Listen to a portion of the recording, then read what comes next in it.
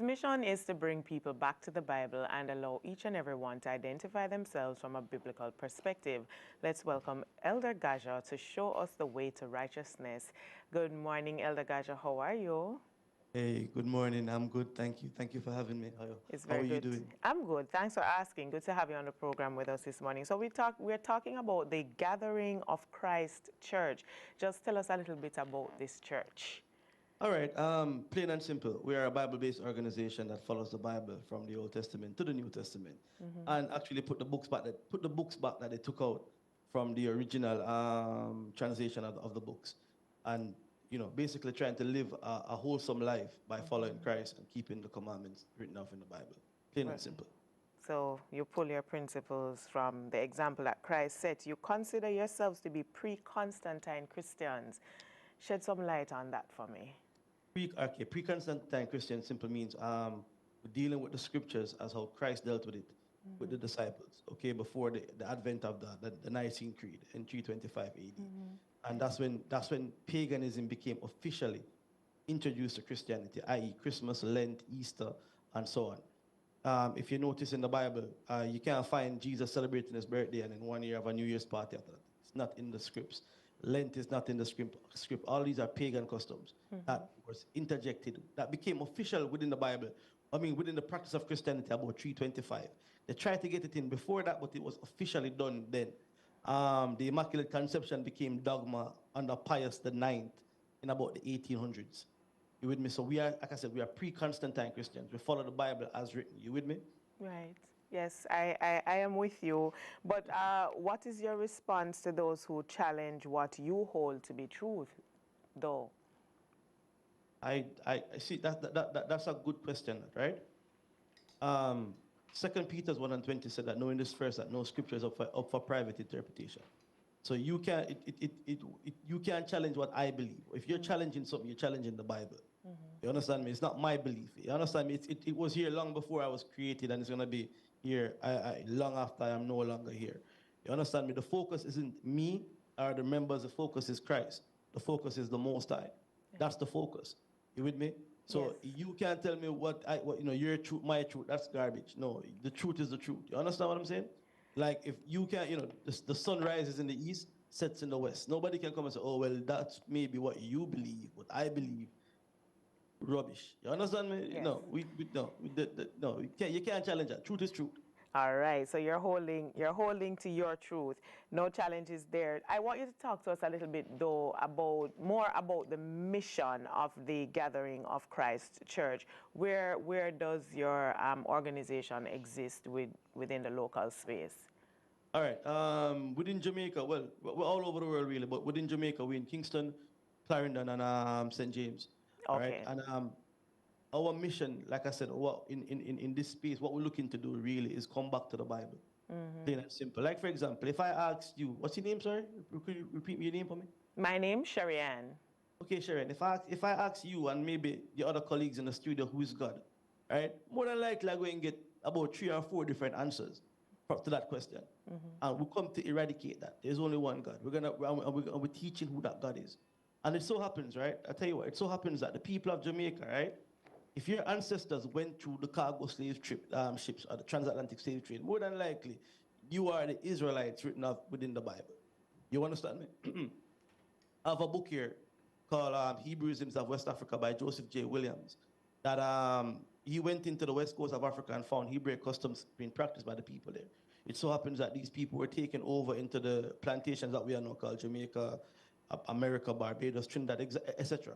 And these people are the biblical Jews. Nobody's teaching that. Nobody's telling them that they are the real Israelites. The man that you call, that this earth ignorantly called Jesus Christ, was actually a man of color, a black man. This man here, Cesare Borgia, was the one that they painted as the white image of Christ. He was an incester, a murderer, and all sorts of things. And Michelangelo and Leonardo da Vinci were commissioned to paint him. Michelangelo won the competition, and hence the almanac that we have right now in our churches and our homes. You understand me? Nobody's telling you that Christ is a man of color. You understand me? It tells you that it tells you in the Bible that that is hair is texture of wool, skin as brass, and as if it was burned in a furnace. Jeremiah Lamentations 5 and 10 says our skin are black like the oven because of the terrible famine. And it goes on and on and on. In Jeremiah, in Acts the 13th chapter and the first verse, it says that the prophets and teachers were called niger, nigger. You understand me? And I know people don't, oh, that's a very offensive word, but no, it's Niger, and it just means black. You understand me? And I can go on and on. Scientists will tell me that they don't know, or history will tell me that they don't know what went on in the Dark Ages in Europe, when we know that black people ruled Europe throughout the Dark Ages. You understand me? But they don't know what happened then, but they can tell me that dinosaurs roamed the earth 20 million years ago. Like, come on, but you can't tell me what happened 1,000 years ago. So, Yes. like I'm saying to you, the paganism and lies and sorcery and witchcraft run deep within our society. And now we're coming here to clear it up, to change that narrative and let the people know that, listen, you are the biblical Jews. There's a reason why you are in this condition. There's a reason why, sin is rampant, and we need to change that. And that's our purpose.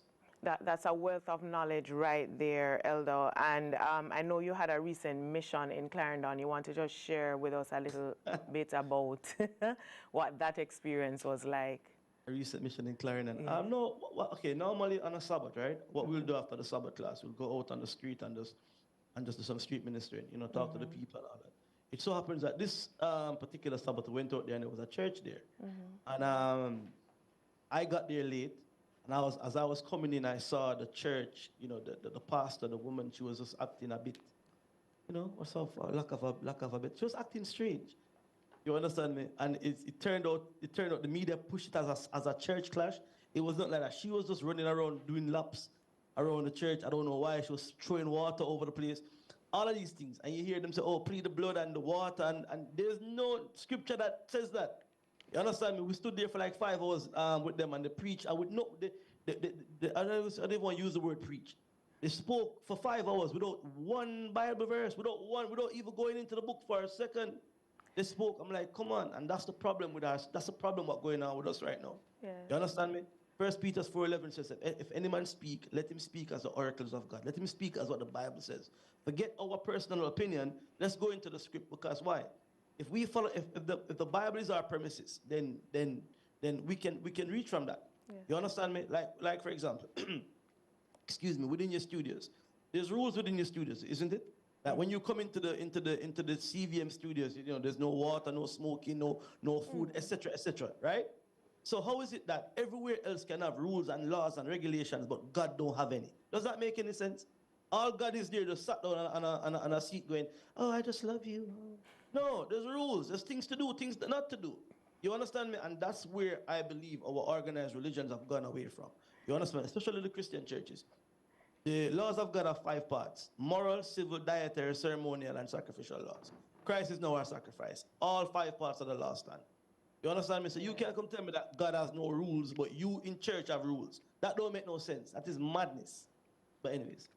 Very passionate there, but I appreciate your expression this morning. Where do persons find the gathering of Christ Church?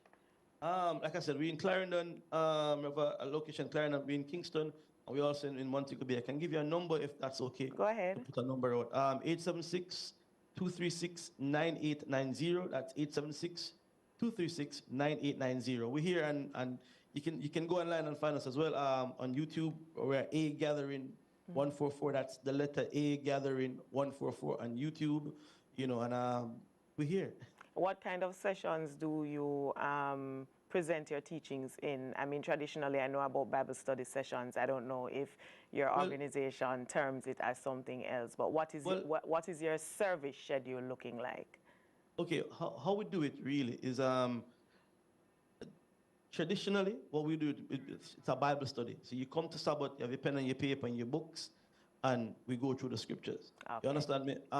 We are, we realize that a lot of people still need that need for praise and worship, singing and all that. So we have a wicked choir right now, right. And the choir sings and get that vibe back for the people, which is needed. You understand me? Like I said, a long week in this construct, and you just need that praise. So we do that as well.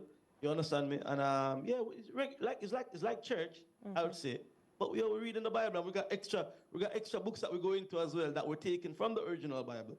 You understand me? And we Yes. go back into these books and just try to bring, bring out the true understanding of what's going on and how, more importantly, how to change our lives.